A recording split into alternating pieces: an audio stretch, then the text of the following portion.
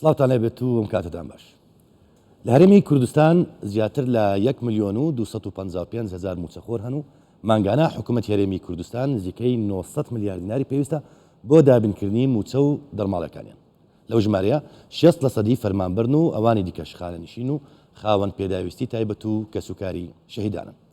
لە سەرەتای دەست بەکاربوونی کابینەی نوێمی حکوومەت هەرێمی کوردستان دروشمی چاکسازیکردن لە کەرتی وەزیفی گشتی بەرزکرایەوە و لە یەکەم بڕگەی هێلە گشتەکانی بەرنامەی کاری کابینەی نوێمی حکوومەتی هەرێم لە ئاستی چاکسازیدا بەڕوونی ئاماژەی بۆکرا. کار دەکەین بۆ چاکسازی لە کەرتی وەزیفەی گشتی لە موچەخۆر و خانەنشین و چارەسەرکردن و ڕێخستنەوەی دەوام و گرتنەبەری ڕێکاری یاسایی لە بەرامبەر هەر سەرپێچیەک کە لەم کەرتە کرابێت، ئەمەش لە ڕێگەی چەسپاندنی یاسا و دروستکردنی ئەنجومەنی ڕاژە و ئامادەکردنەوەی یاسای چاکسازی و ناردنەوەی بۆ پەرلەمان بە فۆرمێکی تازە و گونجاو.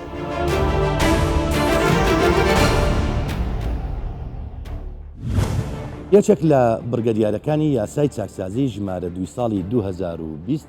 کە چاکسازیە لە موچە و دەرماڵە و ئیمتیازاتەکان و خانەنشینی لە هەرێمی کوردستان عێراق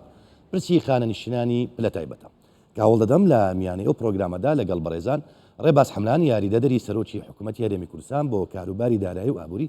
عەبدولحەکیم خەسترۆ و سەرۆکی فەرمانگەی هەمەهەنگی و بەدواداچوون، هەروەها حاکم ئەحمەد ئەنوەر سەرۆکی دەستەی دەستپاچی لە هەرێمی کوردستان وێترین زانیاری وەربگرم. لە مادەی 9 یاسای چاکسازی زۆر بەڕوونی باس لە هەڵوەشاندنەوەی موچەی خانەنشینی سەرجەم ئەو کەسانە دەکرێت کە بە نایاسایی خانەنشین کراون. بۆ نمونە ڕێژەی خانەنشینی پلە تایبەت 4 زۆر هەیە، لەوانە وەزیر، بریکاری وەزیر، ڕاوێژکار و بەڕێوەبەری گشتی. بۆ پلەی وەزیر کە ژمارەیان 182 خانەنشینە بەم شێوەی خوارەوێ. 141 کەس بە فعلی وەزیر بوون، 35 کەس بە ڕێزلێنان بە پلەی وەزیر خانەنشین کراون و پێشتر وەزیر نەبوون، 6 کەسیان بریکاری وەزیر بوون و بە ڕێزلێنان بە پلەی وەزیر خانەنشین کراون. بریکاری وەزیر ژمارەیان 174 خانەنشینە، 139یان بە فعلی پێشتر بریکاری وەزیر بوون و ئێستا خانەنشین کراون، 19 خانەنشین لەمانە بە ڕێزلێنان بە پلەی بریکاری وەزیر خانەنشین کراون و بریکاری وەزیر نەبوون، 10 کەسیان پێشتر ڕاوێژکار بوون دواتر بە پلەی بریکاری وەزیر خانەنشین کراون، 6 کەسیش لەوانە ناونیشانیان ڕوونیە و لەبەر ئەوەی نوێنەری حکوومەتن لە دەروی وڵات. سەبارەت بە ڕاوێژکارەکان 434 خانەنشین، 297یان بە فعلی ڕاوێژکار بوون، پێشتر ڕاوێژکار بوون و دواتر خانەنشین کراون، 41 لەم خانەنشینانە بە ڕێزلێنان بە پلەی ڕاوێژکار خانەنشین کراون، 5 کەسیان ڕاوێژکار نەبوون و بە پلەی ڕاوێژکار خانەنشین کراون. هەرچی بەڕێوەبەری گشتیە کە ژمارەکەیان زۆرە 707 خانەنشینە. 369 کەسیان بە فعلی بەڕێوەبەری گشتی بوون، پێشتر دواتر خانەنشین کراون، 354یان لەم خانەنشینانە بە ڕێزلێنان بە پلەی بەڕێوەبەری گشتی خانەنشین کراون بێ ئەوەی ڕۆژێک لە ڕۆژان بەڕێوەبەری گشتی بوون، 37 کەسیان بەڕێوەبەری گشتی بوون بەڵام مەرجی خانەنشین بوونیان تێدا نەبووە. من ئەو باسە لەگەڵ بەڕێز دکتۆر عەبدولحەکیم خەسترۆ سەرۆکی فەرمانگەی هەمەهەنگی بەدواداچوون تاوتوێ دەکەم.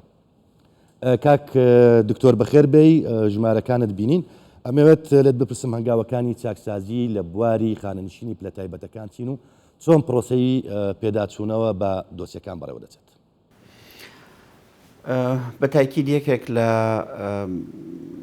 ئامانجەکانی یاسای چاکسازی بیریتی بوو لە یەکخستنەوەی خانەنشینی پلە باڵاکان و ئەم یەکخستنەوەی لە چوارچێوەی ئەوەیە کە جۆرێک لە دادپەروەری تیابێت جیاوازی نێوان موچەی پلە باڵاکان و موچەی فەرمانبەری ئاسایی لە جیاوازیەکە زۆر نەبێت. بۆیە لە یاسای چاکسازی دووبارە ئاستی موچەکەی ڕێخستەوە لە هەمان کاتیشدا مەرجەکانی خانەنشین بوون و ئەم مەرجانەش بە ئەسەرێکی ڕەجعی شمولی هەموو کەس بە ڕێزانە دەکات کە پێشتر خانەنشین کراون. بۆیە بەڕێوەبەرایەتی گشتی خانەنشینی لە وزارەتی دارایی و ئابووری لەگەڵ دیوانی سەرۆکایەتی ئەنجومەنی وەزیران و پەرلەمانی کوردستان، چونکە بەشێک لە پەرلەمانتارە بە ڕێزەکان کە پێشتر خانەنشین کراون بە هەمان مەرج و پیوەر کە لە یاسای چاکسازی هاتووە مامەڵەیان لەگەڵ دەکرێت، هەسان بە دووبارە جیاکردنەوەی دۆسیەکان بەشێک لەو بە ڕێزانەی کە وەکو پلە تایبەت خانەنشین کراون وەکو ڕێزلێنان پێیان درابوو بە تاکید لە چوارچێوەی مامەڵەکردن لەگەڵ ئەم پرسە و شێوازی مامەڵەکردن لەگەڵ پرسی ڕێزلێنان، چونکە تەنها لە وزارەتی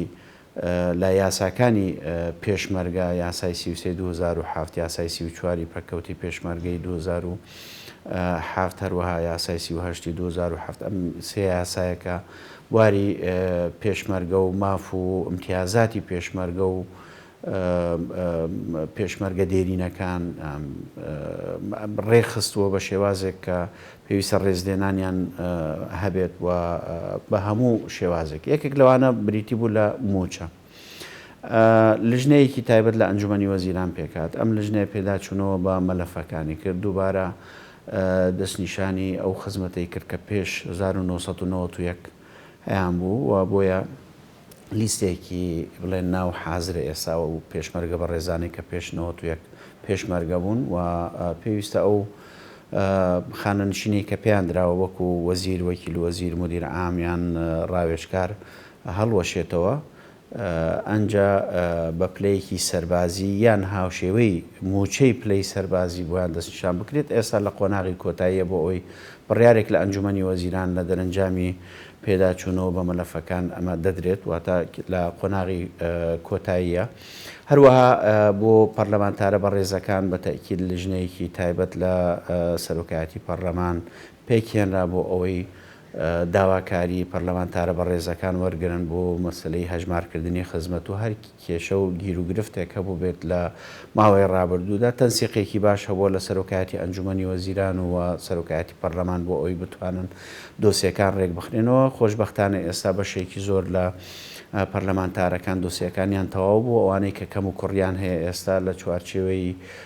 ئەو هەماهەنگیی کە هەیە هەوڵ دەدەین لە ماوەی داهاتوو چارەسەر بکەین و بە تاکید ئەویش دەبێتە شتێکی هەمیشەیی سابت کە ئەم پرۆسەیە کە لە چوارچێوەی یاسای چاکسازی بوو لە بەرژەوەندی ئەو بەڕێزانەیە کە پێشتر خانەنشین کراون و پلە و پۆستەکانیان بینیوە و بە تایبەت پەرلەمانتارە بە ڕێزەکان ئەوانەی کە وەزیر بوون مدیر عام بوون یان ڕاوێژکار بوون لەبەرەوەی یاسا بەرکارەکان داوای خزمەتیان لێ نەکردووە یان بە مەرج و پیوەرەکان کە ماف و امتیازاتی خانەنشینیان پێدەدرێت بە شێوازێک بووە کە دۆسیەکانیان کەم و کوڕی هەبووە ئێستا لەم قۆناغا هەم هیچ دۆسەیەکی پلە باڵا نامێنێت هیچ دۆسەیەکی خانەنشین نامێنێت ئەگەر هەموو ئەو پێداویستیانەی کە پێویستە ئێمە لە ناو دۆسیەکان حازر بکەین چونکە یاسا لەوانەیە ئەمڕۆ ئێستا لەم کابینەیە ئێمە توانیمان ئەمە بکەین ئەمە دەبتە لە داهاتوودا بە هەر یاسایەکی تریان یاسایەکی یەکگرت و تەنانەت سندوقی خانەنشینی ئەگەر لە داهاتوو دروست بکرێت بۆیە دووبارە لەوانەیە کۆمەڵێ مەرج و پیوەردا بنێن ئەو کاتی بڵێن ئەم بەڕێزانە زەر دەکەن ئەمە ئامانجی سەرەکی ئێمە ئەوەیە کە ڕێخستنەوەی بواری خانەنشینی بە شێوازێکی گشتی ئێمە لە بواری خانەنشینی لە پلە باڵاکان دەستمان پێکرد بۆ ئەوەی سەرەتا ئێمە ئەم مەلەفە چارەسەر بکەین ئەنجا قۆناغەکە قۆناغێکی بڵێن پێم وانیە ئاسان بێت چونکە نزیکە 240,000 خانەنشینیمان هەیە کە پێویستە دووبارە هەمویان بە پێی پیوەرەکانی بە پێی یاسا بەرکارەکان مامەڵەیان لەگەڵ بکرێت و دۆسیەکانیان ڕێک بخرێتەوە. دکتۆر وەکوی کە ژمارەکان بەردەستن ئێستا 1797 دۆسی خاننشینی پلە تایبەتەکان لەلایەن بەڕێوەبەرایەتی خاننشینی سەر بە وەزارەتی دارایی پێداچوونەوەیان بۆ دەکرێت. خۆشت فەرمووت کە ئەم بڕیاری چاکسازی بۆ پلە تایبەتەکان ئەسەری ڕەجعی هەیە. ئەمەوێت لەسەر چارەنووسی ئەم خانەنشینانە ئەوانەی کە بە نایاسایی خانەنشین کراون بە پلەی تایبەت چارەنووسیانسی بەسەر بێت. یعنی ئەگەر بە ورتر باسی بکەین هەموو ئەوانەی کە ئەو بەڕێزانەی کە موچەیەکی خانەنشینیان بۆ بڕاوەتەوە بە فەرمانی ئەنجومەنی وەزیران بووە و بە فەرمانێکی کاریگەڕی بووە بۆیە لە ڕووی یاساییەوە دەتوانین بڵێن ئەمە حەقێکی مکتەسەبیان هەبووە بەڵام لە هەمان کاتیشدا بەپێی یاسای چاکسازی لەوانە بەشێکیان مەرج و شروتی خانەنشین بوونیان تێدا نەبێت بۆیە ئەمانە بەپێی یاسا بەرکارەکان مامەڵەیان لەگەڵ دەکرێت بەشێکیان بۆ نمونە بە پلەیەکی بەرزتر خانەنشین کراون ئەوانەی کە بە پلەی بەرزتر خانەنشین کراون و وەکو ڕێزلێنان بە پلەی بەرزتر خانەنشینکراون کە پێشتر پێشمەرگە بوون و پێش 91 پێشمەرگە بوون ئەمە حتمما هاوشێوەی پێشمەرگەکانی تر بەپێی بڕیاری 76 ئەنجومەنی وەزیران مامەڵەیان لەگەڵ دەکرێت و بە پلەیەکی سەربازی یان موچە پلەیەکی سەربازی کە هاوشێوەی هاوڕێکانیان لە سلکی سەربازی مامەڵیان لەگەڵ بکرێت و لە هێزی پێشمەرگە ئەو بەڕێزانەی کە بڵێن بە پلەیەکی بەرزتر خانەنشین کراون و بڵێن وەکو ڕێزلێنان نەبووە بە تاکید بە هەمان ئەو پلەیە خانەنشین دەکرێنەوە کە پێشەوەی خانەنشین بکرێن هەیان بوو هەیە لە بۆ نمونە لە سلکی پەروەردە بووە هەیە لە فەرمانبەری مەدەنی بووە پێشمەرگە بووە بەشێک لەو بەڕێزانە پێشمەرگەمون بەڵام پێشمەرگەی دوای 1991 ئەمە بە تاکید بە پێی یاساکانی خۆیان یاسای وزارەتی پێشمەرگە مامەڵەیان لەگەڵ دەکرێت و خانەنشین دەکرێت ئەمانە وەکو باسم کرد ئەمە تەسنیفن و وردبینی کراوە و ئێستا لە بەڕێوەبەرایەتی گشتی خانەنشینی مامەڵەیان لەگەڵ دەکرێت هەروەها بە بڕیارێکی ئەنجومەنی وەزیران بەشێک لەو حاڵەتانە لەو کێسانەی کە ئاماژەم پێکرد ئێمە یەکلا دەکەینەوە. بەڕێز عەبدولحەکیم خسرۆ سەرۆکی فەرمانگەی هەمانجی و بەدواداچوون سوپاس بۆ زانیاریەکانت. زۆر سوپاس ئەرساون. جگە لە فەرمانگەی هەمانجی و بەدواداچوونی حکوومەتی هەرێمی کوردستان لە ماوەکانی ڕابردوودا دەستەی دەستپاچی هەرێمی کوردستان راپۆرتی سێمی چاکسازی ئاراستەی پەرلەمانی کوردستان کرد. ئەمەوێت پرسی خاننشینی پلە تایبەت یان لەسەر پرسی خاننشینی پلە تایبەت کە تەوەری سەرەکی بەرنامەکەمانە زانیاری ورد لە بەڕێز حاکم ئەحمەد سەرۆکی دەستەی دەستپاچی هەرێم وەرگرتم. کاک حاکم بەخێر بێ سەرەتا پێم خۆشە بێکەوە بینەری پاکێجێک بین لەسەر دۆسیەی خاننشینی پلە باڵاکان و راپۆرتی سێمی ئێوە واتە راپۆرتی سێمی دەستەی دەستپاچی. دەستەی دەستپاچی هەرێمی کوردستان راپۆرتی سێمی بۆ داداچوون بۆ یاسای چاکسازی ئاراستی سەرۆکایەتی پەرلەمانی کوردستان کرد بە پێی ناوەڕۆکەکەی ژمارەیەک وەزیر بریکاری وەزیر ڕاوێژکار و بەڕێوەبەری گشتی بەنایاسایی خانەنشین کراون ئەوەی لەسرە مێزە دانیشتون بریتین لە لیژنەی باڵای ناو دەستەی دەستپاچی کەوا لە 28 حوتی 2020ەوە پێک هاتوون تا ئێستا سێ راپۆرتیان ئامادە کردووە. لە بەشێکی دیکەی راپۆرتەکە باز لە موچەی خانەنشینی پلەڤاڵەکان کراوە. وەزارەتە پەیوەندیدارەکان بەم جۆرە کار لەسەر بابەتەکە دەکەن. ئەلف ئەوانەی بە فعلی پۆستیان هەبوو و یاسایی بوون موچەکانیان هەموار دەکرێتەوە. بە ئەوانەی بە یاسایی خانەنشین کراون و هیچ خزمەت و بەراییان نییە موچەکانیان هەڵدەوەشێنرێتەوە. گرفتەی دیکە کە هەبوو مەسەلەی فەرمانبەری ڕێکخراوەکان بوو. دۆسیەکانیان فەرمانی دامەزرانی تێدا نەبوو. ئەو ئینوانانەی کە وەریان گرتبوو لەگەڵ تەمەن و خزمەتی وەزیفەکان نەدەگونجا. مەسەڵەن تەمەنی گچکە بوو ئینوانی گەورەی وەرگرتبوو. لە تەوەری سێمی راپۆرتەکە کە تایبەتە بە دامەزراندنی سندوقی خانەنشینی دەرکەوتووە. کۆمەڵێک بربەست و ئاستانگ لە بەردەم دامەزراندنی سندوقەکە هەن. ئەوەش خراوەتە ڕوو. وردبینی لە دۆسی خانەنشینانی پێشمەرگە کرا و تێدا هاتووە. 2000 دۆسی خانەنشینی پێشمەرگە ڕەوانەی خانەنشینی گشتی کراون و هیچ کێشەیەکیان تێدا نەبووە. یاسای چاکسازی ئەو یاسایە دانراوە بە ڕۆژێک جێبەجێ نابیتن بەڵام پێویستی بەکات هەیە سەردانی هەموو وەزارەتەکانمان کرد لە هەر سێکتەرەکان دیار بوو بەرچاوڕێژی گەلە باشیاندا ئێمە بۆ نمونە ینی بۆ نمونە لە وەزارەتی ناوەخۆ ئەگە تەمەشا بکەینێ هەندە زانیاری هەبوو نەگەیشت بە ئێمە بڕیاریاندایە و ئیزراعاتیان کردیە شێوازی معالەزەیان دانایە. یاسای چاکسازی لە 19 مادە پێکاتووە لە کابینەی نوێمی حکوومەتی هەرێمی کوردستاندا ڕەوانەی پەرلەمانی کوردستان کرا و لە 16 2020 پەسەند کرا. بڕیاری ژوایە لیژنەی دەستپاچی پەرلەمانی کوردستان لەبارەی راپۆرتی سێمی دەستەی دەستپاچی کۆ ببێتەوە. لەلایەن دەستەی دەستپاچی تا ئێستا سێ راپۆرت کە بۆ بەدواداچوون بووە نێراوەتە پەرلەمانی کوردستان. بێگومان فەرمانگەی هەمانگی بەدواداچوونی دوو راپۆرتی ناردووە و راپۆرتی سێمی ئامادەکاری بۆ کرێ. ئەمە چیەگەیەنێ بە بڕای جەنابتان؟ ئەمە نیشانەیەوەیە کە حکوومەت مستوورە لەسەر جێبەجێکردنی یاساکە بەڵام ڕەنگە لە تموحی لە ئاسی تموحی ئێمەدانە بێ وەکو پەرلەمان یان لە ئاسی تموحی خەڵکیشدانە بێت. چونکە بەڕاستی دوسێ هۆکار هەیە بەڵام هۆکاری سەرەکی مەوزوعی لەمپەری سیاسیە دێتە بەردەمی. بۆ نمونە ئەوەی کە کەمترین ئیشی تێدا کرایە یان خود ئاستەنگی زۆر تێدا دروست بووە وەزارەتی پێشمەرگەیە. خودی وەزارەتی پێشمەرگە نە بەڵام لە خوار وەزارەتی پێشمەرگە ئەشکالات دروست دەبێتن کە ئەشکالات دروست دەبێت لەو ئەشکالاتانە پێویستە ئیرادەیەکی سیاسی هەبێت.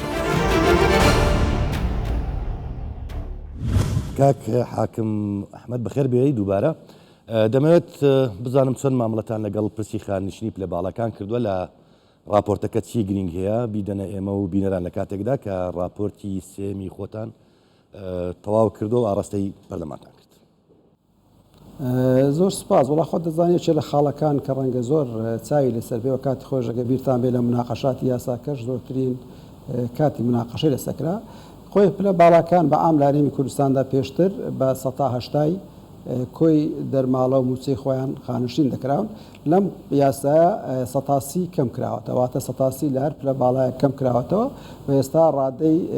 بەرزی خانشینی ئەو بەڕێزانە نابێت لە 150 کۆی موچە و دەرماڵەی خۆیان تێپەڕێکە لە کاتی ئەرچیاندا وەریان دەگرت واتە ئەو سەتاسیە کە پێم وایە چاکسازێکی باشەوە ڕێژەیەکی گونجاوە لەو بابەتە بەنسبەت بەڕێوەبەری گشتی و ئەوانە پێشتر بە 180 خانشین دەکران ئێستا بەڕێوەبەرانی گشتی بە 160 ئەو پوچە و دەرماڵی لە کاتی ئەرکە هەیان بۆ جێب ئەوە دەکران ینی خانشین دەکرێن ئەوە خۆی جگە لەوەی بڕەپارەیەک بۆ دارایی گشت دەگرێتەوە بەڵام خاڵێکی گرنگ ئەوەیە بە مدەی دادپەروەریەکەیە پێم وایە چەند ماوە جیاوازی لەوان پلە باڵاکان و فەرمانبەرانی تردا کەم بێتەوە چ لە کاتی خزمەتەوە چ لە کاتی خانشنی بەڵام منەوە دەستکەوتێکی گرنگە زۆر جار ئەوە خاڵی تر ئەوەیە کە ئێمە بەڕاستی لە پلە باڵاکان وەکو بە ژمارەش لە بەردەستمانایە ئەمە مەسەرەن دوو جۆر خانشنی پلە باڵامان هەبووە زۆرێکیان ئەوانن کە بە فعلی لە کاتی خزمەتیان کردووە پۆستەکەیان بینیوە و بۆ نمونە وەزیر و فعلی وەزیر بۆ یەکێ لە کابینەکانی حکوومەتی هەرێمی کوردستان پەرلەمانتەران لە خولەکانی پەرلەمان ئەندام پەرلەمان بوون بە ڕێوەبەری گشتی و ڕاوێژکار و بە کورتی بریکاری وەزیرەکان هەبوون بەشێکیان بە ڕێزلێنان ئەو پلەیان وەرگرتووە واتە بە ڕێزلێنان وەریان گرتووە ئەوتە لە قۆناغەکانی خەباتی ڕزگای نیشتیمانیدا بڵێن پێشمەرگایەتی کردووە خزمەتێکی گەورەی بە شۆڕش کردووە بە پێ دەسەڵاتە هەبوو لە قۆناغە جیاجیەکان و حکوومەتە جیاجیەکانی هەرێمی کوردستاندا پلەی وەرگرتووە و خاڵ هەندێکیان هەبووە بە فعلی بڵێن بۆ بریکاری وەزیر بووە بەڵام لە کاتی خانشینە پلەیەکی بۆ بەرز کراوەتەوە بە دەرەجەی وەزیر خانشین کراوە ئێستا ئەوانەی کە بە پلەیەکی بەرزتر خانشین کراون ئەوە بڕیارێک لە ئەنجومەنی وەزیران چارەسەر کراوە هەر کەسێک گەڕاوەتەوە سەر ئەو پلەی کە لە کاتی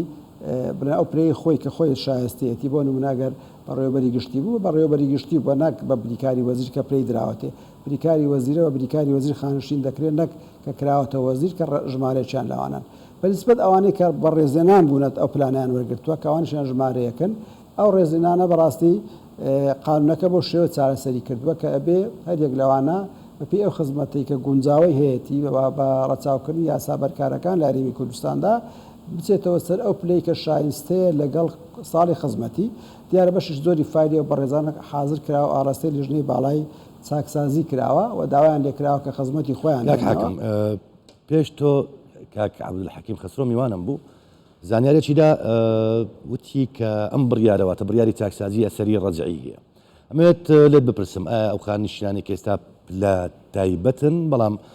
مەرجەکانیان تێدا نەبووە واتە بە ڕێزلێنان بوونەتە خانە نشین بە پلەی باڵا ئەمانە موچەکانیان چۆن وەردەگرن زۆر سپاس وڵا خۆتان زان ئەم یاسایە باز لە چاکسازی دەکات لە موچەی پلە باڵاکان لە کاتی خانشینیدا واتە ئەو چاکسازی کە باسمان کرد پێوەستە بە قۆناغی خانشینبوونی پلە باڵاکان مەسبەت پلە باڵاکان و پلە تایبەتەکان واتە لە بەڕێوەبەری گشتیەوە تا بریکاری وەزیر و ڕاوێژکار و وەزیرەکان موچەی خۆیان وەکو خۆی ماوەتەوە واتە وەکو چۆن موچیان وەرگرتووە دیارە موچەی کەسێک لە کەسێک بە ساڵی خزمەت و بە کۆمەڵەکە خۆکارەوە دەگۆڕێ بەڵام موچەکان دەستکاری نەکراوە لە کاتی ئەرکا بەڵکو دەستکاریەکە وەکو ئەوە ماوەتەوە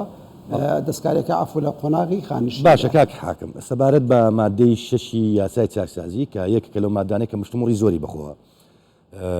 بینیوە واتە مشتومڕی زۆری دەکەوتەوە ئەویش باس لە پلە بەرزکردنەوەی فەرمانبەران دەکات چی کراوە بۆ جێبەجێکردنی ئەو مادەیان با بڵێن بە شێوەیەکی گشتی ئاستەنگەکانی مادەی شەشتین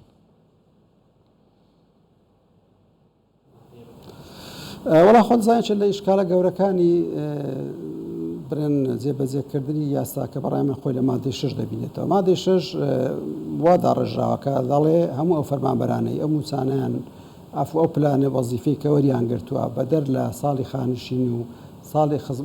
ساڵی خزمەت و بڕوانامە ئەبلیان وەربژێتەوە بگەڕێنەوە سەر ئەو پلەوەی وەزیفەی کە شایستەیە لەگە ساڵی خزمەت و بڕوانامەکەیان دوای ئەوە فەقەرش تێدا دەرێ ئەو پلانەی بە بڕیاری کاژێڕی دراون وەکو خۆی دەمێننەوە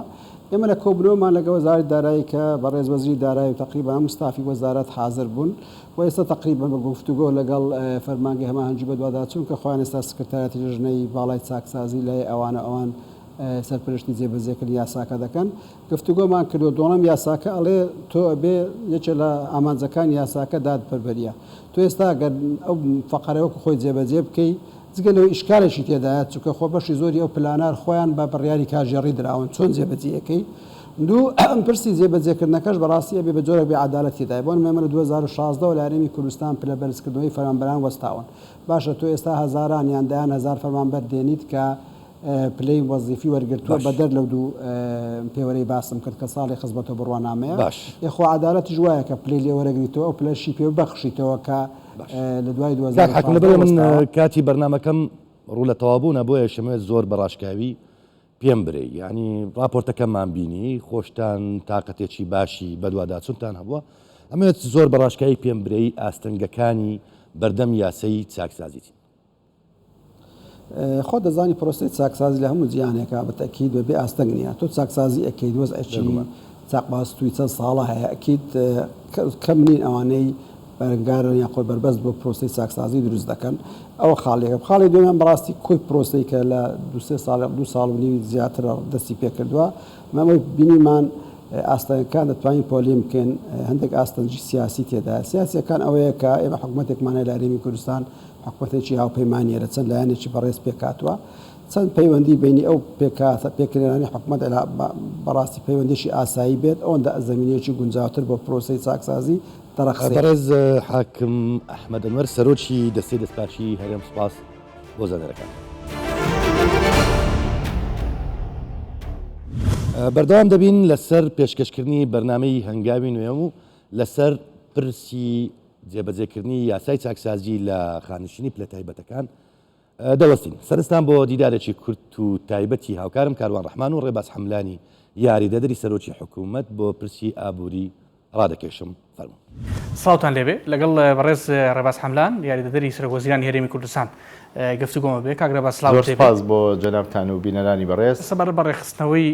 موچەی خانەنشینان و لە باڵا و تایبەتەکان ئەمە گەیشتۆ بەچوی کاری گەورە کراوە مەسەرەن خانەنشینی ژمارەیەکی زۆر لەوانە کە بەپێی یاسا خانەنشین نەبوون هەڵوەشێنراوەتەوە ژمارەیەکی زۆر ڕاگیراوە و هەروەها خانەنشینی وەزارەتی پێشمەرگە کە هەبوو لەگەڵ خانەنشینی وەزارەتی دارایی کە کاری تەواوەتی کراوە بۆ ئەوەی ئەم دوو دەستگایە بێ یەک خرێتەوە یەک خانەنشینی هەبێ لە هەرێمی کوردستان و هەروەها ئەو پلانی کە لە خانەنشینی وەرگیرا بوو کاری زۆری تاکراوە کە بەپی یاسا و بەپی ساڵانی خزمەتی خۆی شمولی بکەوە کەسانێک بن وەزیر نەبوون پلەی وەزیری حەزم لەوەیە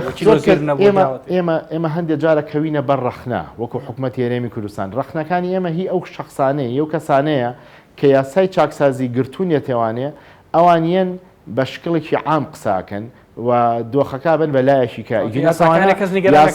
یاساکە بۆ خەڵکی کوردستان زۆر گرنگە و بۆ خەڵکی کوردستان بۆ بەرژەوەندی خەڵکی کوردستانە بەڵام لەوانەیە بۆ بەرژەوەندی هەندێک کەس نەبووێ بەسەن هەندێک کەس پلەی وەزیری وەرگرتووە ئێستا بەم یاسایە پلەکەی لێ وەرگیراوەتەوە یا هەندێک کەس پلەکەی کراوەتە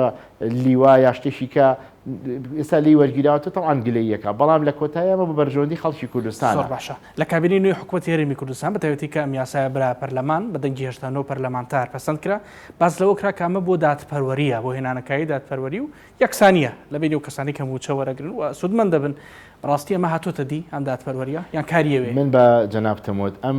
ئەم پرۆسەیەکی درێژخایەنە بەم بە کاتێکی کەم ناتوانانی چونکە پتەوێ نەتەوێ کە هەموو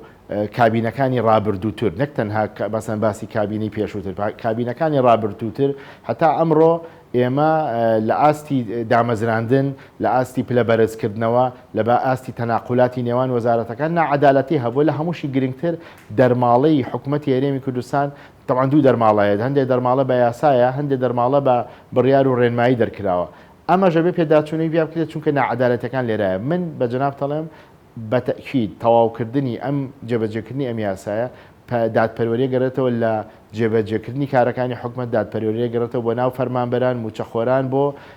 خانەنشینان بەڵام لە بڵێ کاتی ئێستا لەوانێ بەشێشی کەمی بەڵام بڵی پرۆسەکە تەواو بوو بێشتا ماوێتی کابینی نوێی حکوومەتی هەرێمی کوردستان جددیە و بەردەوامە بێ لەم پرۆسەیە ئەم کابینێ بناغەیەکی داڕشتووە لە جێبەجێکردنی چاکسازی کە بۆ هەموو کابینەکانی دوای خۆشی بێتە بناغەیەکی پتە و لە داهاتووشە نەتیجەکەی دەرەکەوێتەوەوانێت کە کابینی نۆ خاوەنی ئەو بیرۆکەیە بۆ کە ئەم چاکسازیە جێبەجێ کرێت و بۆ داهاتووتر و بۆ کابینەکانی داهاتووتریش سوود لەم پرۆسەیە وەرەگرن زۆر زۆر سپاس دەکەم قوربان ماندوو نەبیت ئەگەر ڕێم بۆ لایەوە فەرمانگەی هەمەهەنگی بە دوواداچوونی حکوومەتی هەرێمی کوردستان ئێستا سەرقاڵی ئامادەکردنی راپۆرتی سێمی چاکسازیە کە بەوتەی بەرپرسانی فەرمانگەکە بێت راپۆرتی سێمی چاکسازی جیاوازتر لە راپۆرتەکانی دیکە دەرئەنجام و کاریگەری جێبەجێکردنی چاکسازیەکانی تێدا بەجی دەکرێت بە شێوازێک دوای ئامادەکردنی راپۆرتەکە دەنێردرێت بۆ ئەنجومەنی وەزیران و دوای ڕەزامەندیان دەنێردرێتە پەرلەمانی کوردستان لە دوای جێبەجێکردنی یاسای چاکسازی لە یەکی حوتی 2020ەوە لە کۆی باڵێن ژمارەی 14 لیوای وەزارەتی پێشمەرگە ئێستا ژمارەی لیوارەی خراوەکان لە چوارچێوەی وەزارەتی پێشمەرگە زیادی کردووە بۆ 19 لیوای هاوبەش لە ناو وەزارەتی پێشمەرگە لە مەسلەی دووموچەی لە فەرمانبەران یان خاننشینی کە لە کۆی 1990 دۆسیە کارکرا لە ڕێگەی تیمێکی پسپۆر لە وەزارەتی مالیە و لیژنەی باڵای بایۆمەتری 4189 دووموچەی لە سەرئاستی پێکاتەکانی حکوومەتی هەرێمی کوردستان ئاشکراکە کە مەبلەغێکی باشی پارە بۆ خەزینەی گشتی دەگەڕێتەوە. وەکەوەی لە میانەی پرۆگرامەکە بینیمان بەبەست لە یاسای چاکسازی هێنانەدی دادپەروەریە بڕیارەکان ڕۆژ بە ڕۆژ دەدرێن دەرەنجامەکانی وردە وردە دەردەکەون بە هیوایان کە دەرەنجامی خێراتە ببینین تا دیدار هەرشان.